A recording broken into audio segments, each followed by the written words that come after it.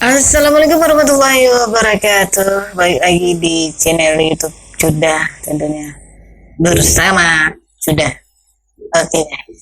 Pada kesempatan kali ini karena di Aceh ini sudah mau dilegalkan poligami, tentunya menimbulkan kekhawatiran dari istri-istri pejabat gitu guys. Salah satunya adalah istri Pak Irwandi gitu kan.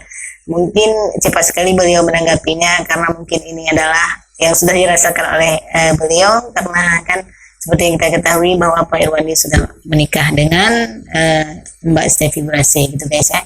Jadi mungkin sudah merasakan ketidakadilan guys yang dirasakan oleh Ibu Darwati kali ya. Jadi makanya beliau bisa menjelaskan secara mendetail gitu guys. Nah beliau juga tidak menantang karena beliau tahu agama gitu guys. Kita tidak mungkin seperti beliau katakan bahwa itu perintah Rasulullah ya kan gitu guys. Tapi kebanyakan sekarang orang menikah bukan karena beribadah tapi melampiaskan nafsunya gitu guys. Jadi bukan karena ingin menolong gitu, bukan melihat janda yang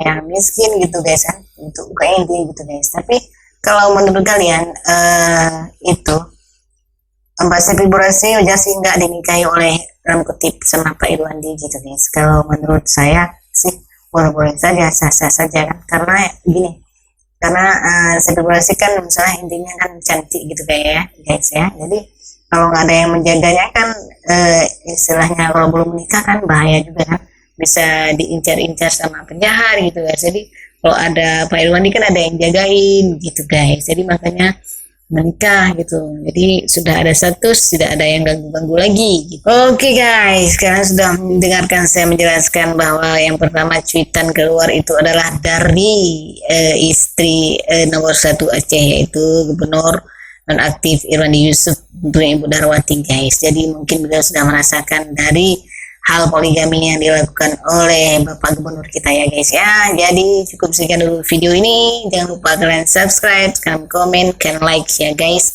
Jadi karena subscribe itu adalah sedekah abadi dari kalian untuk saya, dan saya insya Allah sampaikan kepada orang lain guys. Cukup sekian dulu video ini. Wassalamualaikum warahmatullahi wabarakatuh.